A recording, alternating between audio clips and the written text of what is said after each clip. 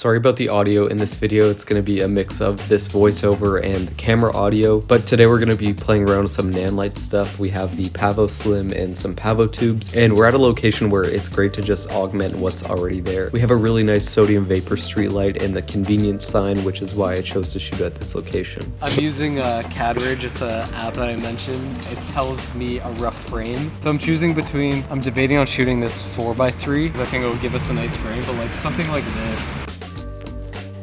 But I was thinking like action, it'd be cool to see your breath and like that sort of stuff.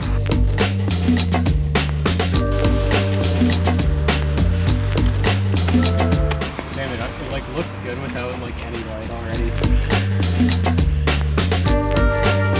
Okay, so maybe I'll just use this to like the Slim to wrap. And then like a backy with The tube? Yeah.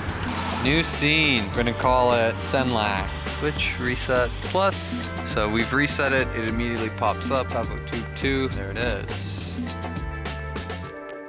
I found my frame, and now we try to bring our light as close to the edge of frame as possible, and we're going to do the same thing with a backlight. So another thing I'm thinking about is color temperatures. We can use a backlight to augment the like sodium vapor light, or we can do the same with the convenience sign, doing like a red. We started with putting the tube as a backlight and just putting it at the edge of frame, and we put it to red at first, but it felt too unmotivated, so we just eyeballed it to match the sodium vapor light. So we're just getting like a little bit of flare in the top left, so we're just gonna raise the tube up so we avoid some of that.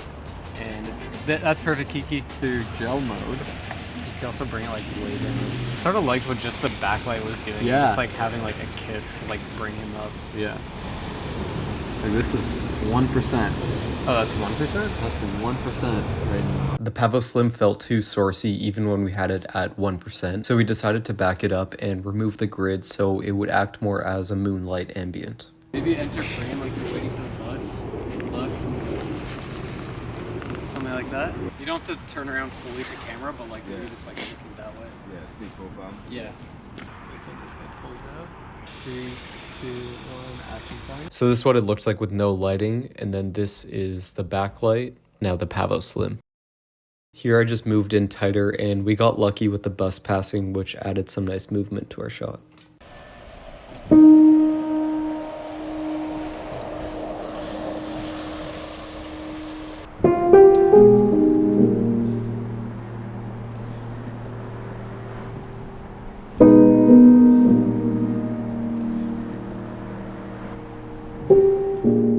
So we're gonna do the same sort of thing. I chose this location because the donut sign, obviously, and we're gonna like try to augment that with tubes and Pavo Slim, and yeah, just see what we get, playing around a little bit and just having fun with it. So this is what I was saying before about the double source sort of thing. So we have this puddle, so it's also like reflecting the two signs, which adds like production value. And that's also why you see movies wet down the whole road. What I try to do is find a nice frame, then light based on that. I decided to also shoot this in 4x3 because I didn't like the sign beside it. These lights were great for run and gun stuff since you can run both off a battery and you can control them via the nanlite app. We're also avoiding the security guard that's like looming over us. He asked us if we're filming for the donut shop. I told him yeah.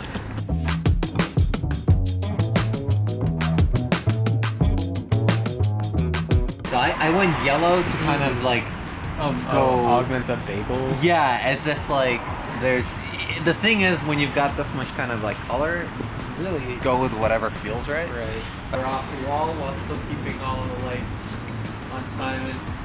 When you have a good gaffer like Kiki, he just sort of knows already what to do. Like he's augmenting the bagel sign and then the donut sign, and like it looks good to shoot already. So. We were in a bit of a rush because of the security guard, but we wanted to move the position of the tube to make it feel more motivated. It needed to be more of a top light, but we didn't have the tools to do so, but luckily Kiki found a spot to rest the tube. Thanks, Alright, one moment. Hang in there. This is what it looked like turned on. And this shot is actually really good because it's really motivating that donut.